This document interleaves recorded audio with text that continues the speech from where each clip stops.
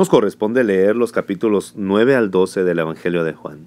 Si te has dado cuenta, hasta este momento hemos leído gran parte del Nuevo Testamento y cada capítulo de la palabra de Dios está tan cargado de la presencia del Señor y la guianza del Espíritu Santo, estoy seguro, no se ha hecho esperar en tu vida.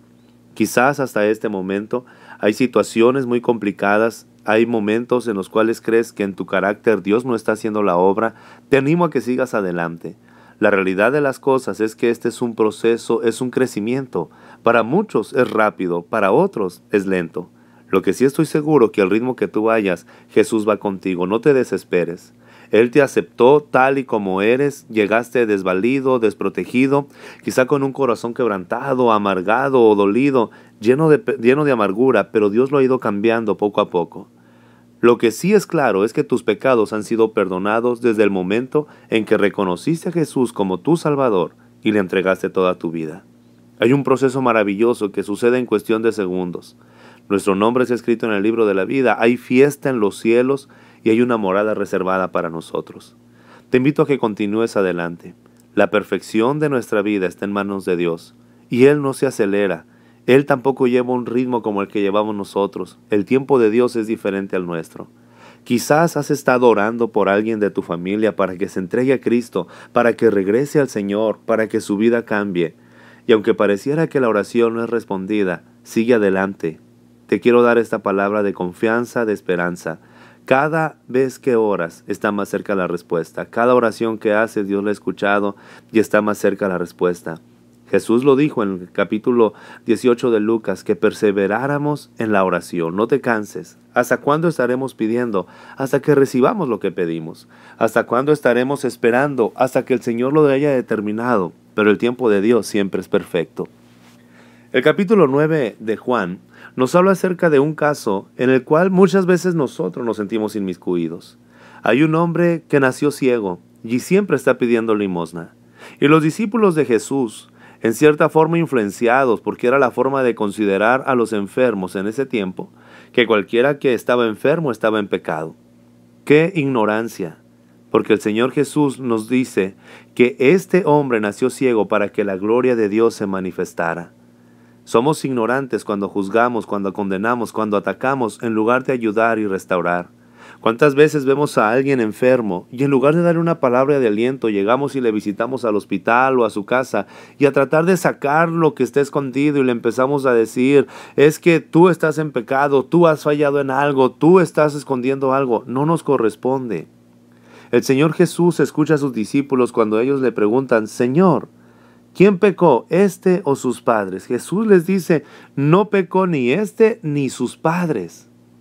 Es que esta obra que voy a hacer es para que el nombre de mi Padre sea glorificado. Muchas veces nosotros nos olvidamos que Dios es soberano. Dios le dijo a Moisés en Éxodo capítulo 3 que Él, Dios, había hecho al ciego, al cojo, al manco, al tartamudo. Él los había hecho. De repente pensamos que una persona que está en problemas económicos, en situación difícil o que está en enfermedad es un juicio de Dios. La palabra del Señor nos dice, si recordamos en Mateo y en Lucas, que no condenemos para que no seamos condenados y no juzguemos para que no seamos juzgados. Jesús escupió en el polvo, hizo lodo y se lo untó en los ojos a este hombre. Le dijo, vete al Siloé y lávate los ojos. Regresó viendo. Estaban contentos porque el hombre era ciego. Por primera vez en su vida estaba viendo. El Señor le da una bofetada a esa ideología que no es de la Biblia, donde dice que todo el que esté enfermo es porque está en pecado o es juicio de Dios. No es así. La palabra del Señor nos dice que el profeta Eliseo murió de una enfermedad. La palabra del Señor dice que Timoteo, el discípulo del apóstol Pablo, también estaba enfermo. El mismo apóstol Pablo estaba enfermo. No nos dejemos llevar por las corrientes y las ideologías humanas basadas en filosofías huecas y carnales y que están separadas de Dios. Tenemos que poner nuestra fe en la palabra de Dios. Y aquí el Señor Jesucristo dice que esta enfermedad no era por pecado. Como muchas veces no va a ser así. Era para que el nombre de Dios fuera glorificado. Pero es donde sigue diciendo el Señor y le dice a los fariseos. Jesús dice, yo he venido a este mundo para juzgarlo, para que los ciegos vean y los que no ven se queden ciegos. El que está dispuesto a ver, correrá al Señor Jesús y mirará en sus manos la sanidad. El Señor Jesús vino a esto, a salvarnos. Es cierto que hay condenación cuando nosotros no creemos como lo veíamos el día de ayer. Pero no eres nadie para juzgar, no eres nadie para condenar, pero sí eres alguien capacitado por Dios para consolar a aquel que está enfermo. Deja de cuestionarte si el hermano está en pecado o no está. Cada uno dará cuenta de sí mismo, dice la palabra en Romanos. En el capítulo 10 vemos esa hermosa palabra del Señor Jesús donde Él dice: yo soy el buen pastor, y mis ovejas, yo las conozco, y mis ovejas conocen mi voz. Aquellos que son discípulos de Jesús, aquellos que viven para Él, están viendo en el Señor Jesús el todo de su vida. Conocen la voz de Él, saben cómo piensa, saben cómo actúa, saben cómo siente. Y no es porque un ángel se los ha dicho, ni porque escuchan campanas o miran luces. ¿Sabes cómo puedes conocer al Señor Jesús? Leyendo lo que el Espíritu Santo dejó escrito, es decir, la mejor manera de conocer a Jesús, su forma de actuar, su forma de pensar, su predicación, es a través de la palabra. La palabra de Dios, como ella misma nos los dice, es nuestra fuente, es nuestra espada, es la que nos lleva y nos conduce a conocer mejor a Cristo. Jesús dice: yo soy el buen pastor, y el buen pastor da su vida por las ovejas. En tiempos como los que estamos viviendo, donde quizá formas parte de alguna congregación, donde el hombre que debería de cuidarte, de protegerte, de ser el pastor de tu vida, no lo está haciendo, tú tienes un pastor mucho más grande, como dice el Salmo 23. El Señor es mi pastor, y nada me faltará. Los hombres podemos fallar, las mujeres pueden fallar.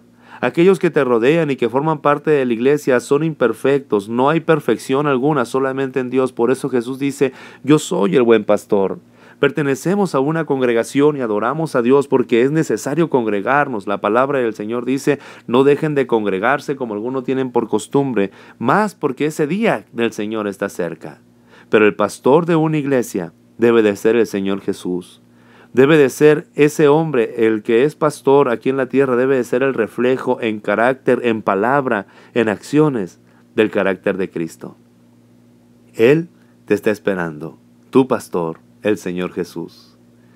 El capítulo 11 nos habla acerca de la muerte de Lázaro y cómo el Señor Jesús le dice a Marta y a María que no tengan temor, esa situación va a cambiar y su hermano va a resucitar. Las hermanas de Lázaro le dicen: sí, Señor, sabemos que va a resucitar en el día postrero. Pero este capítulo 11 nos habla acerca de un aspecto del Señor Jesucristo, cuando dice la Biblia en el versículo 33 al 35, que al ver el dolor de Marta y de María y a los judíos llorando que las acompañaban, se turbó de tal manera el Señor Jesús y se conmovió profundamente que lloró. Jesús llora con los que lloran. Jesús ríe con los que ríen. Muchas situaciones por las que tú estás atravesando parece que no tienen respuesta y pareciera que a Jesús no le interesan. Sí, Él está al pendiente de ti y sí le interesa por lo que estás pasando. Jesús dijo que quitaran la piedra y llamó a Lázaro y Lázaro resucitó. Quizás algún familiar tuyo se fue y quisieras que resucitara y quisiéramos que Jesús actuara de la misma manera.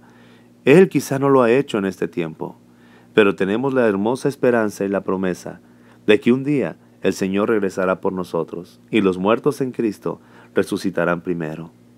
No te desesperes, aunque parezca que Jesús no actúa, Él está haciendo las cosas perfectas.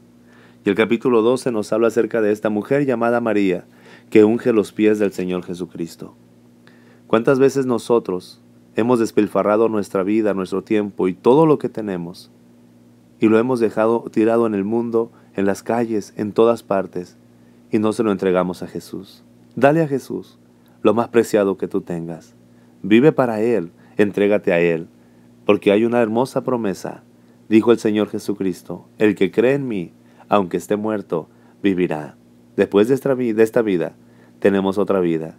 Y si creímos en el Señor Jesús y vivimos para Él, es mucho mejor estar en su presencia que estar aquí en la tierra. A su tiempo, el Señor nos llamará a cada quien, o Él vendrá por nosotros y nos llevará al mismo tiempo. Pero hay una eternidad que no se te olvide. El Señor Jesús se merece lo mejor de nosotros. Que el Señor despierte hambre por su palabra y sed por su presencia. Dios te bendiga y Dios te guarde.